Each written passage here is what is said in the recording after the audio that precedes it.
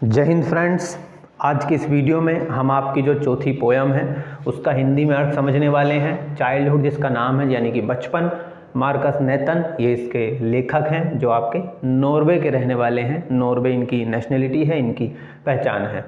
तो कुछ पॉइंट लिखे हैं, इनको मैं समझा दूंगा।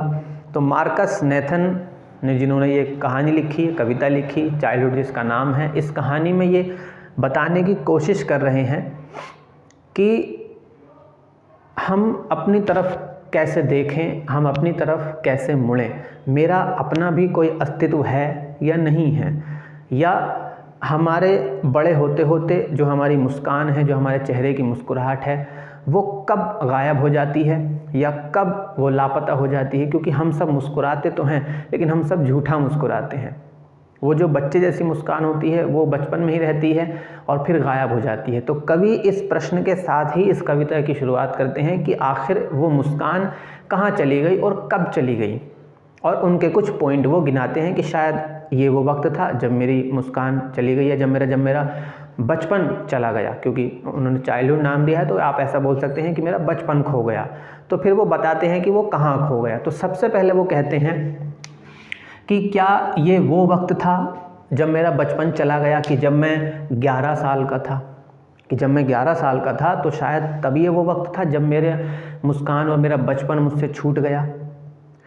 तो मेरा बचपन कब ख़त्म हो गया। फिर पूछते हैं कि क्या ये मेरा बचपन तब ख़त्म हो गया था जब मुझे ये बात पता चली कि स्वर्ग और नर्क जैसी कोई चीज़ पृथ्वी पर मौजूद नहीं है। यानी कि अगर हम भूगोल के हिसाब से देखें, ज्योग्राफी के हिसाब से देखें, नक्शे में देखें तो हमें कोई स्वर्ग और नर्क जैसी जगह नहीं मिलेगी। क्योंकि बचपन में हम इस तरह की बहुत सारी कहानियाँ सुनते हैं, कविताएं सुनते हैं। तो वो कह रहे हैं कि जब मुझे ये बात पता चली कि स्वर्ग और नरक जो है भौगोलिक स्थिति नहीं है, कोई भी जगह नहीं है, तो क्या शायद तब मेरा बचपन चला गया था, या मेरा बचपन कब चला गया। क्या मेरा बचपन तब चला गया था, तब मेरा बचपन ख़त्म हो गया था जब मुझे प्रेम के बारे में पता चला।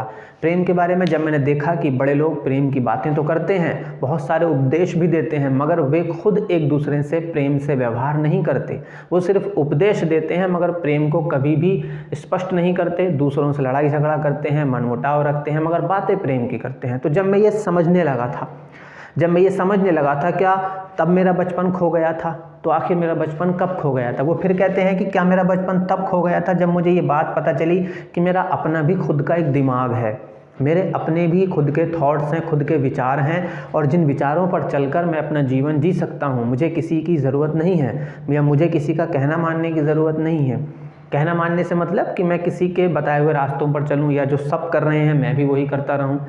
या जब मुझे इस बात का एहसास हो गया कि ये सब गलत है, मेरा भी अपना दिमाग है, मेरी भी अपनी खुद की सोच है, और मैं अपनी ज़िंदगी अपने हिसाब से जी सकता हूँ। तो क्या जब ये बात मुझे समझ आई उसी वक्त मेरा बचपन चला गया था।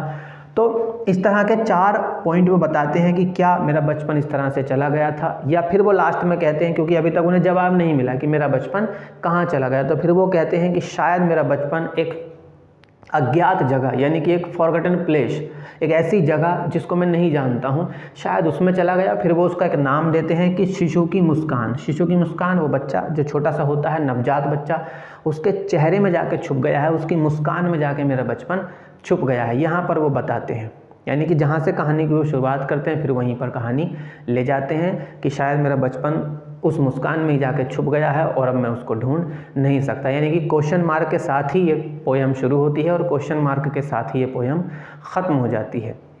तो यहाँ से हमें यही सीखने को मिलता है कि हम अपने को जानें, खुद को पहचानें कि मैं कहाँ हूँ, कितना हूँ और क्या कर रहा हूँ। इस कहानी में सिर्फ इतना ही।